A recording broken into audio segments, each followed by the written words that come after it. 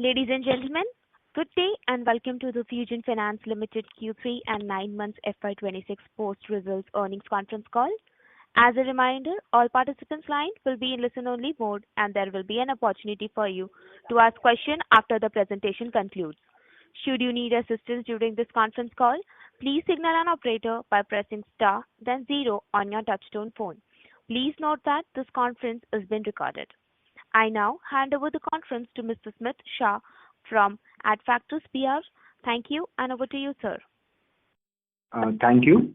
Good morning, everyone, and thank you for joining us on the Q3 9M FY26 earnings conference call of Fusion Finance Limited. We have the company's senior management team with us today on this call. Before we begin, I would like to remind that certain statements made in today's discussion may be forward-looking in nature and may involve certain risks and uncertainties.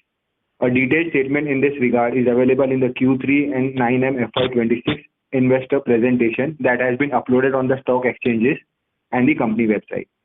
I now hand over the call to Mr. Sanjay Garyali, MD and CEO, Fusion Finance Limited, to begin the proceedings. Thank you, and over to you, sir. Good morning, everyone, and thank you for joining us for Fusion Finance's Q3 and 9-month FY26 earnings call. As we begin the new calendar year, I wish you and your families a very happy and prosperous new year. Before moving to performance, I would like to acknowledge two important leadership developments that significantly strengthen our platform for the next phase of growth. We recently appointed Mr. Krishan Gopal as CFO effective January 17, 2026. Krishan brings over 2 decades of experience and adds strong financial leadership as we scale the business. At the board level, we have welcomed Mr. Brahmanand as an independent director, a veteran founder with deep operating expertise in MSME and rural financial ecosystems. His founder-led perspective and grassroots understanding of small enterprise lending will materially strengthen our strategic direction as we expand our MSME and semi-urban franchise. I would also like to place on record our sincere appreciation for Amandeep Singh, who served as interim CFO during a particularly critical phase for the company. Q3 represents an important inflection point for Fusion. The business has now entered a phase of controlled stabilization and disciplined execution. I am pleased to share that we have returned to profitability this quarter, delivering a PAT of 14 crores. This was supported by broad-based improvements across asset quality, collections, credit cost, and disciplined disbursement growth. Importantly, our auditors have reviewed the company's financial position and confirmed that the earlier emphasis relating to going concern is no longer relevant, reflecting the strength and stability and resilience of the business. The quarter also marks our third consecutive period of improvement in asset quality, collections, and credit cost. Importantly, this progress has been achieved without relaxing underwriting guardrails, reinforcing the durability of our recovery. Let me begin with disbursements. Q3 disbursements stood at 1594 crore, up from 1298 crore in the previous quarter. This growth was driven by two focused initiatives. First, reducing operational friction for our front-end teams, and second, leveraging a pre-approved base of high-quality clients where approval rates are significantly stronger. Approximately 30% of our new disbursements now come from this pre-approved base, with approval rates close to 50%. As we highlighted last quarter, our credit framework is increasingly anchored at the branch and district level. Our top-performing branches, categorized as A and B, demonstrate significantly lower portfolio stress and superior collection efficiency.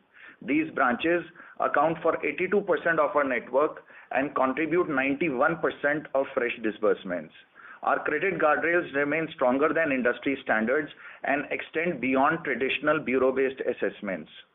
We are also seeing a strong traction on the MSME portfolio, particularly in the 7 to 15 lakh ticket size segment.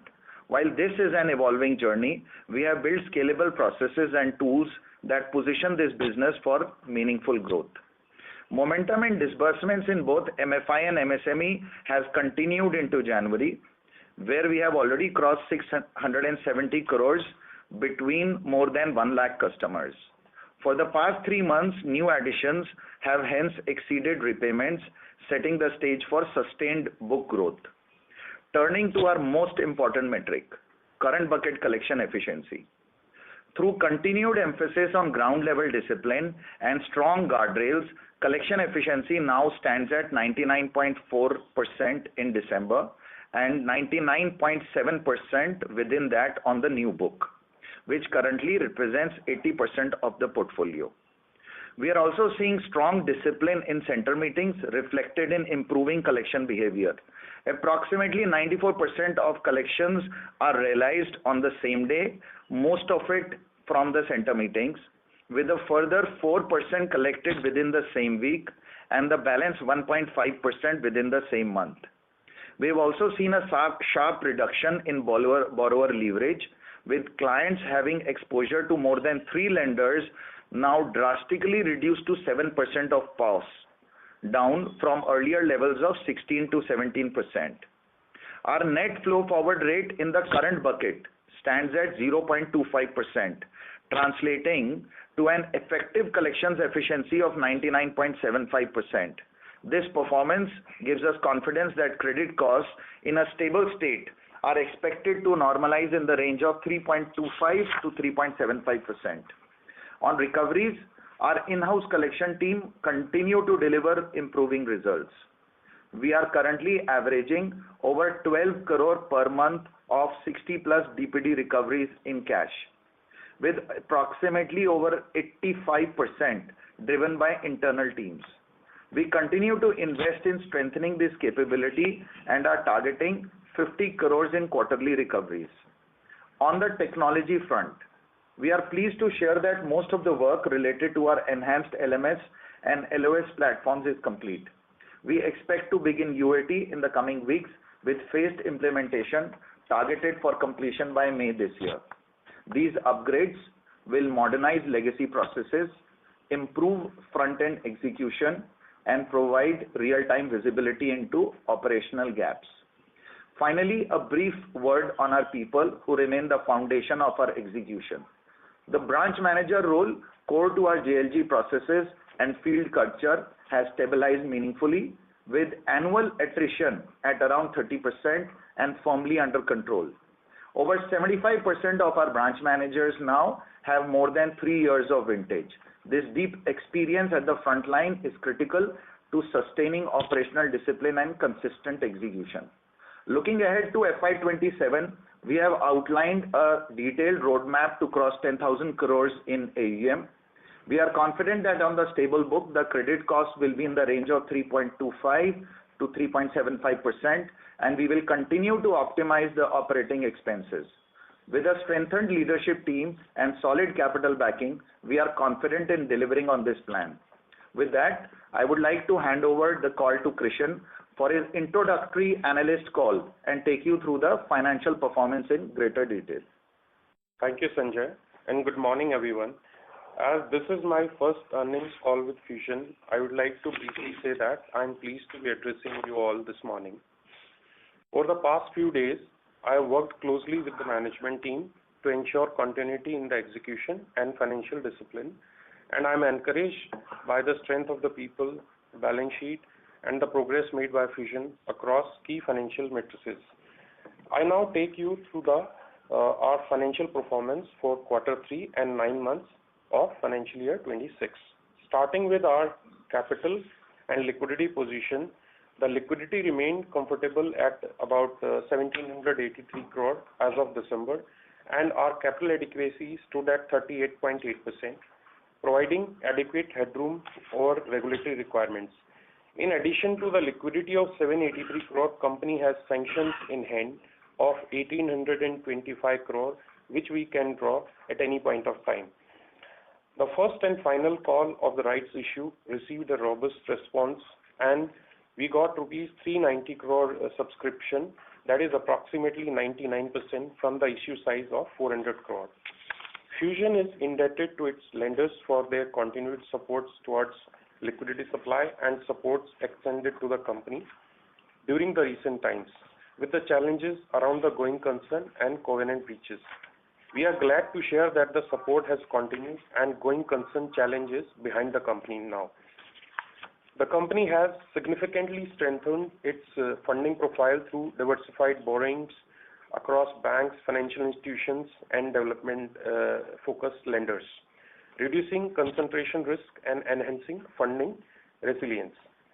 During the quarter, we raised rupees 2,127 crore, comprising term loans of 1347 crore, direct assignment transactions of 434 crore, NCDs of 310 crore, and PTCs of 37 crore, totaling the total debt raised in the first 9 months till December 25 to rupees 3,940 crore from our lenders. This ongoing confidence is reflected not only in waiver approvals but also in fresh credit lines extended to us, underscoring the resilience and credibility of our company within the financial ecosystem. Importantly, several banks have freshly opened up to Fusion, and lenders who were earlier in wait-and-watch mode have now started to actively re-engage with Fusion, underscoring the improving lender sentiment towards the company. This expanding lending universe, combined with healthy liquidity and sustained profitability, positions us well to support our growth plans in a prudent manner. During my early interactions with our lending partners, it is clear that relationships remain strong and constructive. Waiver coverage for covenant-related matters has improved further, with approximately 97% coverage achieved as of date, reflecting continued lender confidence. This confidence is also visible in the continued availability of funding lines and renewed credit limits, reinforcing Fusion's credibility within the financial ecosystem.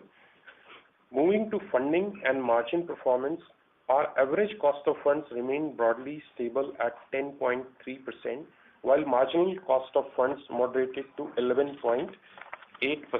Net interest margin for the quarter stood at 11.3%, supported by a favorable portfolio mix, improving asset quality, and lower income reversals from Stage 3 assets.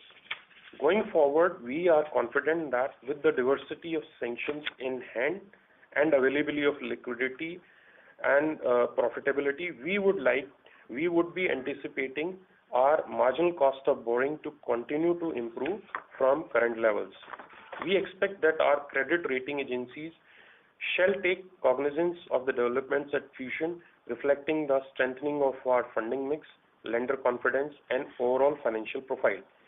Turning to the expected credit loss and asset quality, the company has maintained a strong emphasis on portfolio hygiene and conservative provisioning.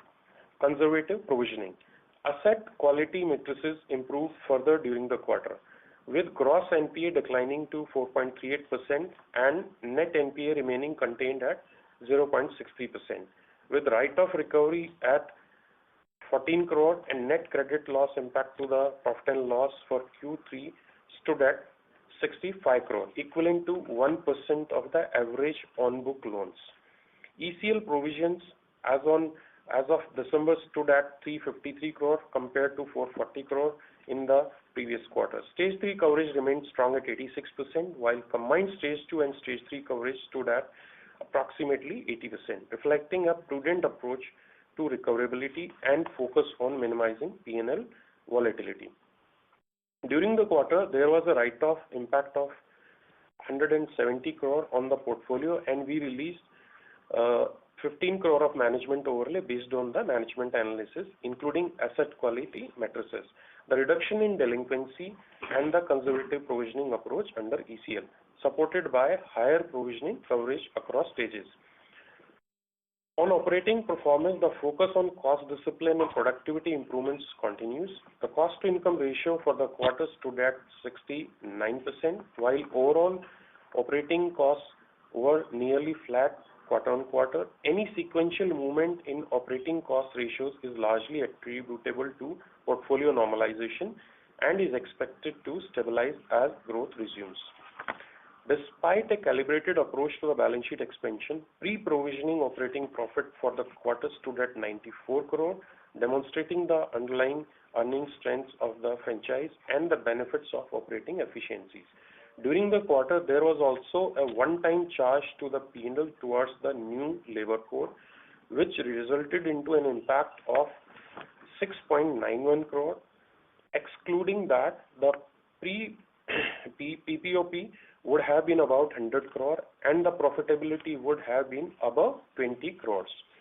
To conclude, Q3 and 9 months FY26 mark a period of continued strengthening of Fusion's financial profile, characterized by the stable margins, strong provision coverage, and healthy liquidity. As I take on this role, my focus will remain on sustaining financial discipline, strengthening lender relationships, and supporting calibrated, well-guarded growth.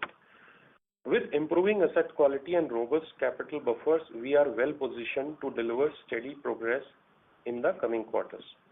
Thank you. Thanks, everyone. We can now open the session for the Q&A. Thank you very much. We will now begin the question and answer session. Anyone who wishes to ask a question may press star and one on their touchtone telephone. If you wish to remove yourself from the question queue, you may press star and two. Participants are requested to use handsets while asking a question. Ladies and gentlemen, we will wait for a moment while the question queue assembles.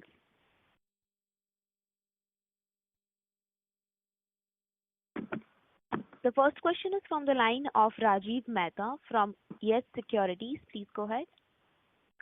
Yeah, hi, good morning. Congrats on good performance. So, sir, while you have already communicated January's disbursement numbers, but can you also, talk about the net flow forward trend in January and so far how it is shaping up in February? And also, you can share the first bucket, 1 to 30 DPD bucket as of September and December. Yes, Rajiv, sure. So, on disbursements, we have explained that the disbursement trend continues, and this is despite stronger guardrails. On the flow rates, I can't tell you exact numbers because we don't publish like that. We give you only quarterly numbers. But I can give you a confirmation that January is better than the quarter 3 flow forward rate on the X bucket, net flow forward rate on the X bucket. Yep. Okay. So, and this is very secular. So this is across states, and there is no particular state, and we also share state level collection efficiency. So this is across state. There is no state where we see any dip. The second is on the first bucket is approximately, so what we ended total is about 48 crores is what the first bucket is. And that would have come down, right, from September? Yeah, that's come down by about 15 crores from September. So okay. From that's come down from actually about over 75 crores from September. Correct. Okay. To give you an exact number, September end 1 to 30 was close to about 87 crores, and now it is 44 crores. Oh, great. Yeah. Okay. And sir, when you talk about this pre-approved eligibility, and then that is how you approach growth, and which is also helping you. You said that pool of customer wherein you have figured out there's a pre-approved, you can do some pre-approval based lending. How exactly you approach a customer? I mean, this is all group, right? There's nothing is individual when you talk about pre-approved, opportunity in a certain client side. Okay, so I think. The question that you are asking is that how are we utilizing the pre-approved base? Now, yeah, you said it's 30% of disbursement for Q3. Yeah. So just let me explain to you. The pre-approval happens at an individual level. It happens within the group, but not every customer would I pre-approve. So let's say there are my average center meeting size is let's say 7. And 5 of those customers are, let's say, eligible for the next stage. Not everybody would I pre-approve. So I am pre-approving where my on a certain base of customers where I see the propensity of taking that to be very high. And I'm keeping in the pre-approved base, I'm keeping the leverage even lower than what my guardrails are. So essentially what I'm directing my sales team or the front end teams to focus on this because our data says that the approval rates and the behavior and the power of the pre-approved base is far better than even rest of the customers that we are acquiring. And the pre-approved base essentially operates at an individual level, but it addresses the group. The customer is not acquired as an individual customer. The customer will be, so there will be more part of the group. In a pre-approved, there will be at least 2 customers in the group, which I will give a repeat loan to for that center meeting to be eligible. Okay, so would you introduce another loan, or you would enlarge the size of the loan if he is eligible for a larger amount of loan as per your analysis? So when do you do that with that customer, or you wait for the cycle to get over and then you offer him a larger loan? Correct. So we do not have 2 loans for the same customer in the system. We just have 1 loan for 1 customer in the system. Now, while the normal cycle is after 14 months, the pre-approved is after 19 months. So the vintage of the customer with us is much higher. Got it. So the customer who's had a vintage of 19 months with us, all our guardrails, one of the critical guardrails is that the customer should not be delinquent currently. Whatever bucket the customer should not be delinquent currently. We do not fund delinquent customers even in the first bucket, whether of competition or fusions. So to qualify for a pre-approved base, the customer has to be 19 months of vintage versus 14 months, which is our normal guardrail. Okay, sir. Thank you. Best of luck. Thank you. The next question is from the line of Viral Shah from IIFL Capital. Please go ahead. Yeah, hi. Thank you for the opportunity, and I would say congrats for now finally the first quarter of profits after this entire stress. Sanjay, a few questions for you. One is with regards to, first of all, the profitability itself. Now that we have turned a profit, do you intend to recognize the DTA in 4Q? And if my calculations are right, what would be that quantum? Would it be roughly around 400-450 crores in 4Q? So is that your only question, Viral, or is there? No, I have a couple of. Yeah. So if you can put down all your questions, I'll answer them together. Sure, Sanjay. My second question was just clarificatory with regards to the current collection efficiency. So I think on the executive summary, the number is a bit different from on page 17. Is it a change in the methodology that we have done in this quarter? And if you can just touch base on that, what is that change? And thirdly, basically, wanted to understand how has this net forward flow rate, there is a sharp decline from 60 bits to 25 bits from 2Q to 3Q. If you can just help us understand this reduction basis the forward flow rates that you have given across buckets. Because I see an improvement, of course, in the first bucket, but the second and third bucket, largely the forward flow rates seem to be stable. Probably could be a function of the net write back, but that will be helpful to understand. Okay, sure. So Viral, first starting with the DTA. So see, the overall quantum of DTA is close to about between 380 to 400 crores. Now we are not, and you understand that DTA is not necessarily an operating profit. So we are not very pushy about when to claim that DTA. We will let it happen in the due course. I'm not pushing whether we will do it in Q4 or next year, or we will do it in a staggered manner. And we are also not focusing on it. But just to give you a quantum, that's close to about between 380 to 400 crores. So that's one. Just on that piece, the only reason is that a lot of lenders would typically look at an annual financial, and it just helps your the balance sheet matrices much better from a rating standpoint. So that was just the only thought process behind this. I completely agree with you. I understand that, and we are in. We give a monthly update to all our lenders on the complete P&L, including our collection efficiencies and matrices.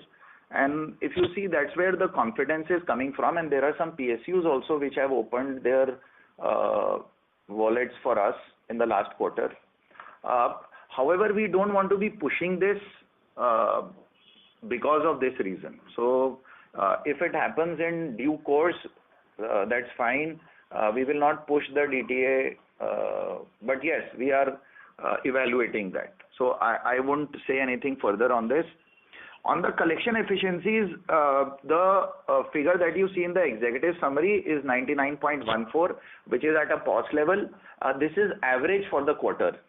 This is average for the quarter 3. What you see is 99.41 in December. That is 99.41 for the month of December. That's like quarter ending. The difference between previous and now on collection efficiency, what we have done is we have put it on pause because that is a meaningful way. That's how the market does it. However, in the annexure, we have also put on numbers. So in case you want to refer to the previous, that is also there in the annexure. So that's the difference between the two. On the net flow rates, there are two areas where we have seen improvements. See, on the first bucket, which is 1 to 30, when we were evaluating ourselves against competition, our flow rates were close to about 35 to 40%. Now we were much better against the industry on this. So we were doing a better job on the 1 to 30. We realized that where we need to do better is on the gross collection efficiency. So that there's a lot of focus that we have put on the center meeting discipline. The same day collections, like I have told you, 94% of our entire collections is happening on the day of the demand. So these are the essentially the flow back is more or less the same as before. The gross flow forward rates have drastically come down, because of which the net flow rates are far better. On the second and third bucket, if you see, so there's an improvement on each of the buckets over the previous quarter on second and third buckets as well. I'll just give you a on the graph. If you see, there is 5 to 7% improvement on each of the. Just give me a minute, Raji. Yeah. If you see the collection efficiencies or the flow forward rates in November and December, in the 30 to 60, now we are in the range of 65 to 65 and 57 for December. This was averaging about 70 in the previous months, if you can refer to slide number 13. And 60 to 90 is remained more or less same, because we think that by 60 to 90, I think we have juiced out everything from the customer. But 1 to 30 and 30 to 60 is where you see improving trends over the previous quarter by at least 5 to 7%. Got it. This is very helpful, Sanjay. This answers your queries. Yes, it does. Thank you so much, and all the best. Thank you. Thank you. Ladies and gentlemen, to ask a question, please press star and 1 now. Participants who wish to ask a question may press star and 1 this time. Thank you. The next question is from the line of Ashlesh from Kotak Securities. Please go ahead. Hi, sir. Good morning.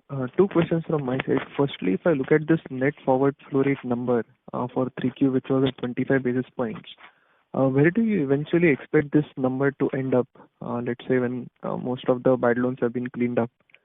That is one. And secondly, if you can share what is the outstanding pool of bad loans which were written off over the past couple of years in this cycle, and how much recovery do you eventually expect from that pool? Okay. Yeah. Thanks, Ashlesh. So first, on the net forward flow, so this has nothing to do with the bad book. This is only the net flow rate is on the current book, as we all understand. So, the biggest change that has happened is that the leverage on the current book is drastically come down. You are seeing that greater than 3 lenders on the overall book is close to about 7% or less than 7%, greater than 3 lenders. So this has distinctly come down, and this will help us get better and better on even the current bucket collection efficiency. For January, I have already told you that we are better than what the average that you see for the quarter.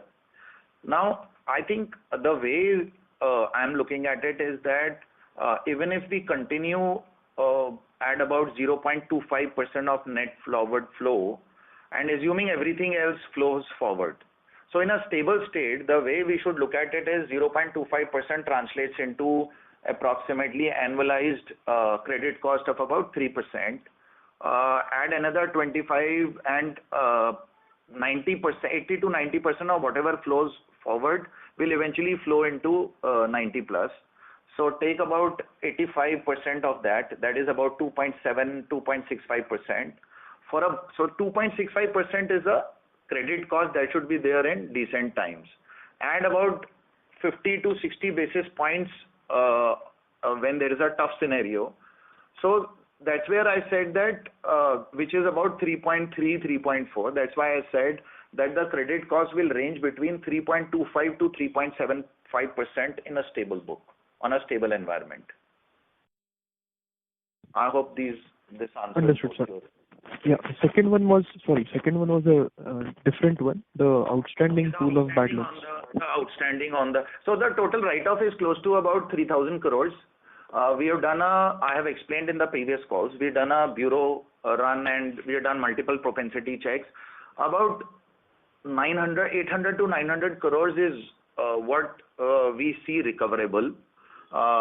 Which means that these are the customers where there are some or the other transactions happening in the bureau, or we see some trade lines which gives us a positive sense.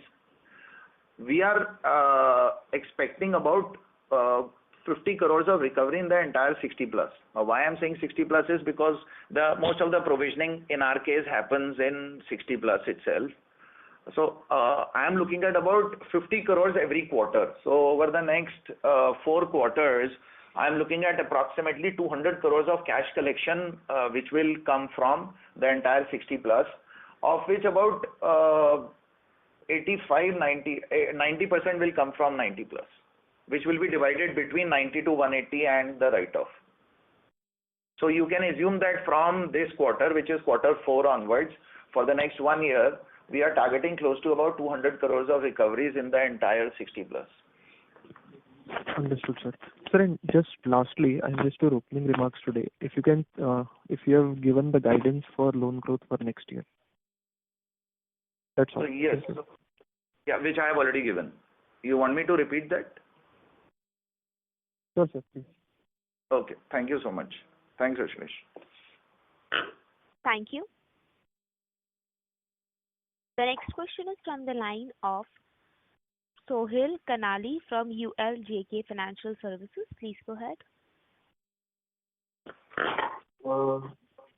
Yes, sir. So congratulations on a good set of numbers. So I had a couple of questions.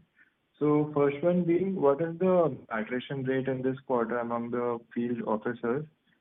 And the second question was, how many of the customers of Fusion Finance still have more than 3 lenders as of Q3? Okay. Sorry, Sohail, the second one was Fusion plus 3, greater than Fusion plus 3. Yes. Okay. So I've answered the second one, but I'll repeat again. The first I'll address the attrition. So I have given you attrition figures at a branch manager level are close to about annualized 30%, 75% of branch managers are greater than 3 years. The question you are asking is field officers. Now, the way we measure is field officers greater than 6 months is close to about around 50%. It's just little less than 50% and greater than 6 months. Which is how we measure, because a lot of people less than 6 months are trainees and the book allocation doesn't happen. On the Fusion plus 3, I've explained to you that at a POS level now we are sub 7%. You remember we used to be hovering around 17 to 18%. Now we are at 7%. So 7% of the entire book at a POS level is greater than Fusion plus 2. Okay, sir. Got it. Thank you. And the new disbursement that we are doing, we have shared with you, about 80% is just Fusion and Fusion plus 1, not even Fusion plus 2. So that is also important to keep in mind. Understood. That's very useful, sir. Thank you very much. Thank you. The next question is from the line of Maitri from Sapphire Capital. Please go ahead. Yeah, hello. Good morning. Hello? Yes, Maitri, we can hear you. Yeah. Could you repeat the disbursement number that we mentioned for January 24th? Sorry, Maitri, your voice is broken. Did you say disbursement numbers? Yeah, for January 24th. For Jan. The first one. Yeah, so any other question you have? I'll answer them collectively. Yeah, so for 27 months, we had the 10,000 crore AUM. Any ROA, ROE targets do we have for the next year? Okay, so I think the second question you are asking is that against that AUM, do we have an ROA, ROE target? Is that what your question is? Yes. Okay. So, is that all? Can I start? Yeah. Okay. So Jan disbursement numbers are little over 670 crores for Jan, which is come from over 1 lakh customer. I think approximately 1,10,000 customers. The second and 80% and in MFI, 80% of these customers that we have acquired. Okay, 76% of these customers at a POS level are our existing customers, and 24% are new. On the ROA, ROE, see, we don't give a exact guidance on ROA, ROE, but I've given you know our NIMs. You can clearly figure out what is we have shared with you our margin analysis. You know the income streams that we have. We've given you a sense of credit cost to look at in a stable environment, 3.25 to 3.75. So the only metric that you would want is OPEX. I can tell you confidently that OPEX at a percentage level will significantly keep coming down. The call that we have taken is that see, 85% of our OPEX is people. Now, it doesn't make sense in a falling book. It didn't make sense to cut down on people, and then we would again require people later on. So the call that we took was that how do we utilize our existing people into more productive areas, one of them being collections. We have a 3,000 crore written off book, and that is why so there's a significant number of people we have put behind collections, at least for the next 1 year. So the compensation of, let's say, a little higher OPEX against, let's say, a normal OPEX that you would want to see is about 5 to 6%. We will obviously be higher than that. That will be to some extent compensated by the recoveries that we get in the 90 plus or the write-off pool, at least for the next 1 year. Thank you so much. Thank you. Before we take the next question, we would like to remind participants that you may press star and 1 to ask a question. The next question is from the line of Viral Shah from IIFL Capital. Please go ahead. Yeah, hi. Thanks for giving me the opportunity for the follow-up. Sanjay, with regards to your collections and the write-off that you mentioned that 50 crores of recovery per quarter. This is on the 60 plus portfolio.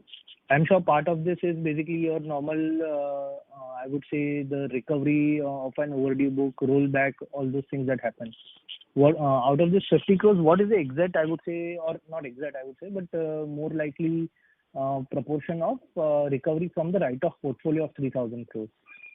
If you can help us with that. And secondly, also with regards to your credit cost guidance of say 3.25 to 3.75, does this kind of take into account, say, the use of the receivable management overlay of around 30 crores, given we have used another 15 crores this quarter as well? So the second question, I'll let Krishan take on. I'll just answer your first one.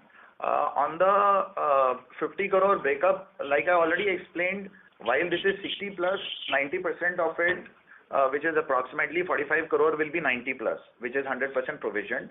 Right now, we are averaging 30, of which, of these 45 crore, right now, about 13 crore we are averaging from the write back for the quarter. which we will be taking to close to about 18 to 20 crores. So of 45 crore, about 20 crore for the quarter will be write back, and the balance 25 crore will be 90 to 180 recoveries. For the second question, I'll pass on to Krishan. So hi Viral. Hi, Viral, on the credit cost, irrespective of management overlay reversal, there is an improvement, and that should continue. As far as utilization of that management overlay is concerned, that is based on the improved flow rates and asset quality. So as we have communicated earlier, there is a plan to utilize some bit of it every quarter. And however, every quarter we take an assessment of this, and we will take a call. However, our stand is we should utilize this over next 1 or 2 quarters gradually, the way we have utilized in last 2 quarters. Having said so, there is a clear-cut improvement in the credit cost, removing the management overlay, and that should continue in the next quarters as well. Got it. Thank you. Thank you. The next question is from the line of Rajiv Mehta from Yes Securities. Please go ahead. Yeah, hi. Thank you for allowing a follow-up. So, now, Sanjay sir, when you talk about doing a 10,000 plus crore book in the next year, it's a big jump in terms of where we are right now. So, from a funding point of view, how confident are we of funding this kind of growth? And if you can also talk about now at what cost? I mean, your marginal cost of funds is running pretty high, and it has to come down now. So, where do we see our cost of funds broadly, stabilizing, as we get the benefit of, coming back in terms of the overall P&L? So, Rajiv, I'll just partially answer your first question, and the financial aspect of it I'll leave to Krishan. We don't look at while technically, let's say we end this year at about 7,200, 7,300 crore, and you're looking at it, let's say, from a 7,000 to 10,200, that's close to about 40% growth. But I'm saying we should not look at it like that, because this is something that the current infrastructure anyway supports. So if you look at our customer base of over 25 lakh customers, 1,600 branches, 1,450 MFI branches, technically we should be just MFI. We should be about 12,000 crore of AUM, just MFI. So with the branches that we have, maybe we need to just add people at a front end, nothing else. We should be at about 12,000 crore of AUM, only on the MFI book. So I think while you see it as growth, I look at it like reinstating or utilizing the existing infrastructure, because we have not let a lot of people go. We have not caused any huge anxiety amongst people. And it is hence I realize maybe in hindsight, while we were being internally also we were anxious of the fact that we are carrying a high OPEX. I think in hindsight we did the right thing, because for example, you see 2 quarters back we were averaging 250 crores. I'm telling you we are at 670. That's 2.5 times. But we're not feeling like that. The pressure is not like we have gone up 2.5 times, because it's just the people were there, the muscle memory, the way people were operating, and we let people be there, and I think that's worked in our favor. So, however, you'll see significant build-up on the MSME side. The book that you see about 700 crores, about 15% of this 10,000 crore will be MSME, which means that the MSME will be almost double. Now, this is where we are creating a right to win, and we are into completely secured. We are only into self-occupied residential and commercial, and we are very confident that we will be able to offer at a lower credit cost a right to win, which will differentiate us from the market. So 15%, like I said, of the 10,000 crore will be the MSME AUM. The rest of I'll just let Krishan do the. So on the capital front, as you can see, our leverage stands at 2.2 times, and capital adequacy at touching about 39%. And this 2.2 times is on the back of extra liquidity of about 1,800 crore. So this number should continue till March when we come to the normal level of liquidity. So these two matrices clearly show that we have a good headroom of growth. The number we talked about the next year and the one more year. And this is based on the current levels, and I'm not even talking about DTA. Someone of us touched upon DTA. So that is also, now we are profitable, and this is just a matter of time. So, so that ways we have enough capital for growth without that DTA as well. And when DTA comes, there is a straight addition of about 400 crore, and as I said, that is just a matter of time. So we are not worried on that front. And as we have mentioned on the debt side, we are already getting sanctions. We have liquidity of 1,800 crore, sanctions in hand of about 1,825 crore. So the focus is on the business and the growth, and we are getting good support from the lenders. Plus, as I mentioned, we have a good headroom. Our leverage have very good headroom plus capital adequacy as well. Just one last thing I want to check on was that that government-sponsored credit guarantee scheme which was supposed to come. Any thoughts? Is that coming? Size or something on that? So I will conceptually we have agreed that Alokji, who's the CEO of MFIN, he's representing us and he's chairing that. So anything pertaining to that, I think it is, I would deem it fit and proper for him to do the talking. But obviously if it comes, it's a great for the industry. I think he's the spokesperson for the industry and he should do the talking on this. Sure, sir. Thank you. Thank you. The next question is from the line of Sonal from Prescient Cap. Please go ahead. Hi, sir. This is Sonal Minhas. I hope I'm audible. Yes, Sonal. Yes, sir. Sir, you were talking about recoveries of the order of 200 crores the foreseeable future. If I see slide 25, I think the recovery rates are much lower than that on a quarterly basis as we see right now. Am I reading the data right? Just want to understand the numbers first and how that is going to be enabled going further to meet those numbers. Just wanted to understand that. Yeah. Okay, great. Yeah, so there are two parts of recovery. So like I said, 50 crore is the total 60 plus, and I gave a breakup of that. That 50 crore, about 5 crores is 60 plus, and the balance 45 crore is 90 to 180, and the balance is about 20 crore is write-off. Now, the write-off that, let's say, I'm positioning right now. So this total number that you see right now against 50 crore is about 36-37 crore. Right? And between this, the write-off is 13 crore for the quarter, which I'm positioning at 20 crores. There are certain changes that we have done on how we were, there's some experiments that we were doing in certain set of branches, and we've been extremely successful, and the results have been encouraging. There are some technology changes we have done. We have taken advantage of propensity. There are some AI calling that we have done, because reaching out to, you would understand, this is like 10-12 lakh customers, so reaching out to them would have been very expensive. Manually not possible, yes. Yeah, so there are multiple. So we have also taken help of AI, and actually we were amazed. We were thinking that the rural customers' response to AI would be weaker as compared to urban. We were pleasantly surprised, and all of us have listened to a lot of those calls.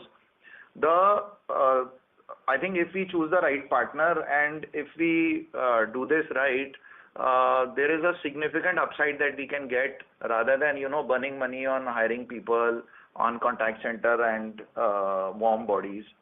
So there are, and that's one of the reasons why the overall cost of collections, even in the write-off, has been hovering around 20%. Otherwise, in the market is close to about 35-40%. So this is what our sense is that the 50 crore breakup will come from. And we are so if I were to give you the January number against this 50, we are very close to, let's say, 14. We are about 12 to 14 crore in Jan. So from and my previous average was 11 crores. So I'm basis that also we are getting confidence that this will be, I'm not saying a cakewalk, but 50 crore we should be able to target in about 1.5 quarters time. And for the and this is the average per quarter for the next 4 quarters. So that we will be at 50 crores. So that I'm pretty confident on. Got it, sir. Thanks for explaining this. Sir, going further from a prudence perspective, and in microfinance, the cycles are, the up and down cycles are there after every 2-3 years. Just want to understand, like, there is CredAg, which has early provisioning policies. Just taking them as an example, but there may be other more who basically more conservative in terms of provisioning much ahead of time compared to peers in the market. How should we see Fusion going further, going ahead from a 2-3 year perspective? Like, is there enough buffer you want to create in provisions from the profit pool so that whenever the next down cycle comes, you're ready and that secures the institution for the next cycle as well from a down cycle? Just want to understand from a risk perspective how things are going to be different for Fusion, not from a regulatory perspective. Yeah. So I think very apt question. So from a risk perspective, the way we are looking at it is that there are two ways of managing let's say a tough situation or a market or a cycle. Is that during the good times you take lesser risk. You build your guardrails much stronger. Sure. And you don't get to so there are all this challenge happens because of the fringe customers or customers who are on the bench. And those are the customers who move to, let's say, a delinquency during the bad time. So one is that guardrails have to be much tougher. We have already explained that our guardrails are at least 2 to 3 times tougher than what the industry guardrails are. And we're not using just simple bureau as a baseline. So that's one. The second thing, if you look at our ECL model, it is extremely aggressive. In fact, most of the analysts have come back and said that you are over provisioning. We didn't want to change all this during the year. So you are absolutely right. I think should we between provisioning and ECL, let's say creating fresh management overlay and provisioning, should we be creating a buffer? Absolutely, what you're saying is right. But both the things cannot happen at the same time. We cannot take a very high provision. We cannot take a very high ECL and then also provision and create a management overlay.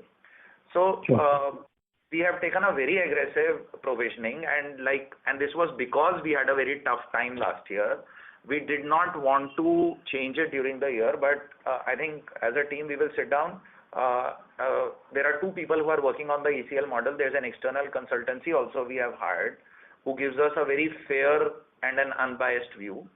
So we will, I think at the beginning of the year, look at both whether we need to build more management overlay or we need to make the ECL provisioning a little more fairer. But you are absolutely right. So we will take this call in Q1 the moment we are done with Q4. And sir, how do you tie this? Just want to ask on this. How do you tie this with growth?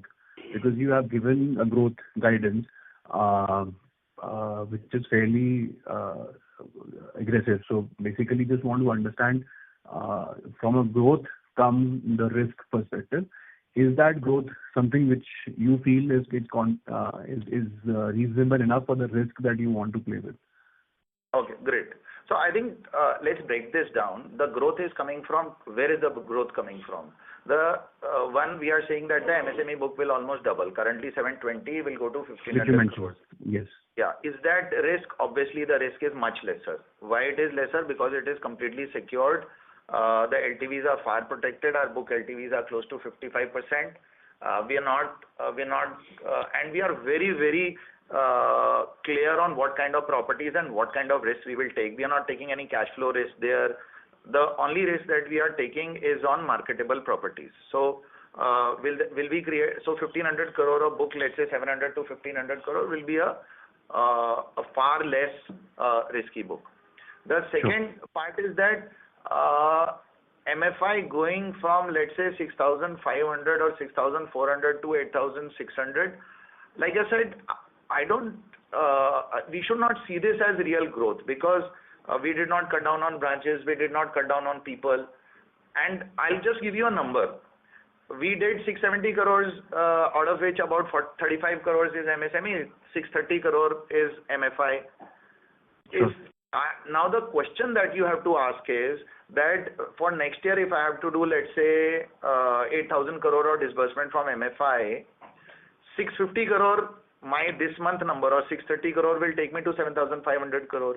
Do you think going from this number to, let's say, 720 crore average for next year, is it really growth? Is it an aggressive growth? Okay. I think that's the, so maybe it is sounding growth to you because the first 2 quarters were like really, first quarter was like really down. We were less than 1,000 crore disbursement.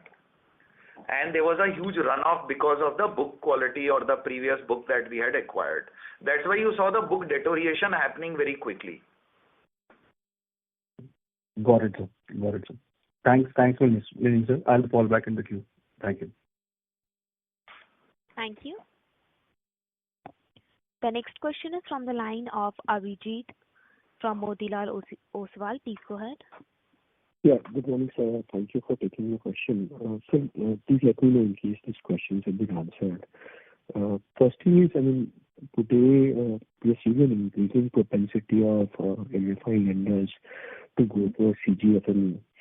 So our thoughts around that, is there a portion of our portfolio which is guaranteed under CGFME, and if yes, what is the proportion? If not, how are we thinking about it? The other thing is, incrementally we have seen MFIs talking about taking some hike in lending rates. So what are our thoughts there? And lastly, sir, today when we meet MFIs, right, we see a subtle acknowledgement that in MFI, while the group lending will continue, basically in JLG, the group bit will continue, but joint liability is something people don't sound very confident about going forward. So if you could just share your brief thoughts on these 3 questions. Okay, great. So credit guarantee, we are evaluating, but we have not yet enrolled. None of our book is right now on a credit guarantee, as and when we close that, but we are evaluating it. So as and when we close, we will come back to you. On the lending rates, you're right. I think most of the industry has increased lending rates by 100 to 125 basis points. We have not increased lending rates in the last 1 quarter. We are evaluating the situation, and our audit, there's a pricing committee which clearly has put about 75 to 100 bips, which is a window available for us to increase.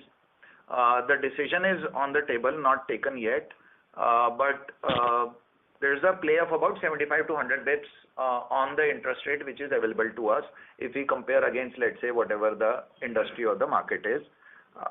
When do we do this? We are evaluating this. The decision is on the table. I think there are 1 or 2 more external things that we are looking at, basis which we will eventually take a call. But yeah, we will take a call by end of this quarter. On the JLG, I think the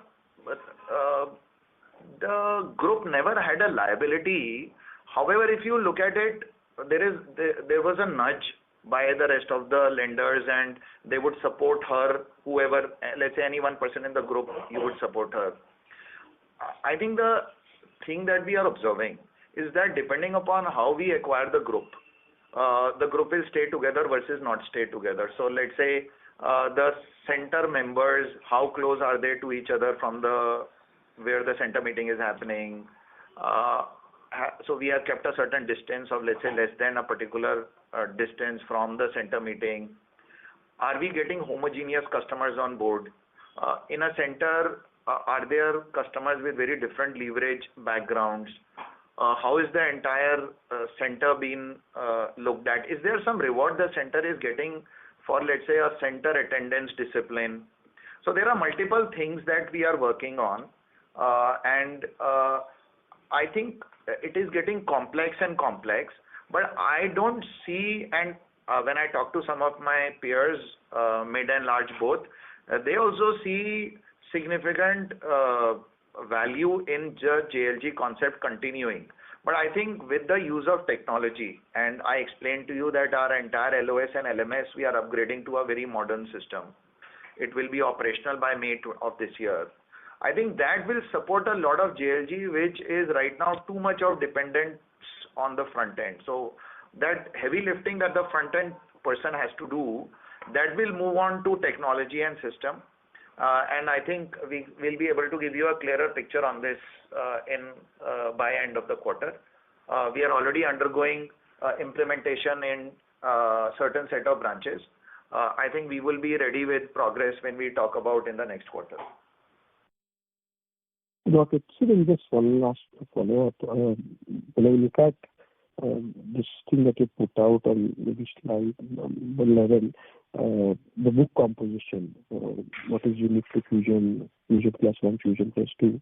Do you think, given that the propensity for you as well as the industry now is to come out with pre-approved loans, right? Try to see that if you have a good borrower, you try to take care of most of her borrowing needs. You think this proportion of unique to Fusion and Fusion plus 1 kind of going up in the coming quarters? So I think unique to Fusion will definitely continue to grow. So right now we are at about over 40% unique to Fusion. There are a lot of initiatives that we have launched around this customer. You are absolutely right. I think this is very similar to any other NBFC or bank that you look at. There's a certain loyalty around existing customers. Anybody who's, let's say, catering to just one customer. I think the only thing that we have to be aware that there can be an over leverage on getting, let's say, lending too much to your own customer also. So there's a challenge, and hence the selection criteria is very critical. But you're absolutely right. I think, and we are working around how we can use technology to give more value add to this customer.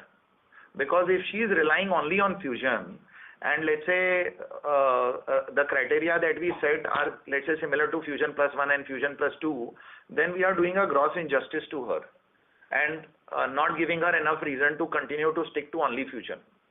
However, if we take the entire risk, something happens in the family, the entire risk will be borne by us. That's also a challenge. So there's this is not an easy thing.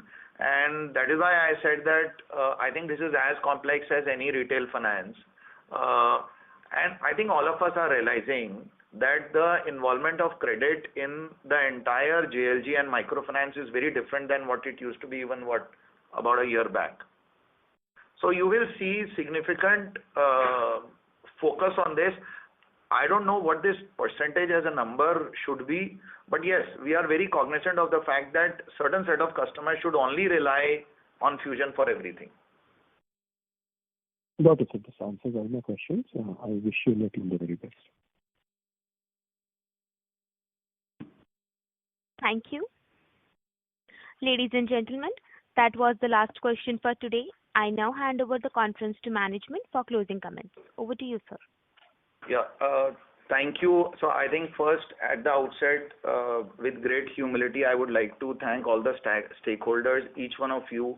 I think we've been through, the entire industry and Fusion had been through a very challenging time. While the internal teams have been rallying around to get Fusion to this level, I think each one of you on this call, your involvement, your guidance, your inputs have helped us hugely, and we will continue to bank upon you for advice.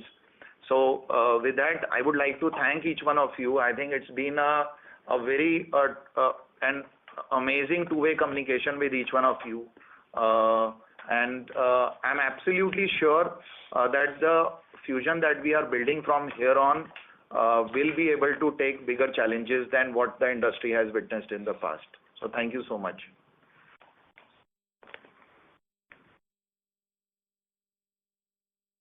Thank you. On behalf of Fusion Finance Limited, that concludes this conference. Thank you for joining us, and you may now disconnect your lines. Thank you.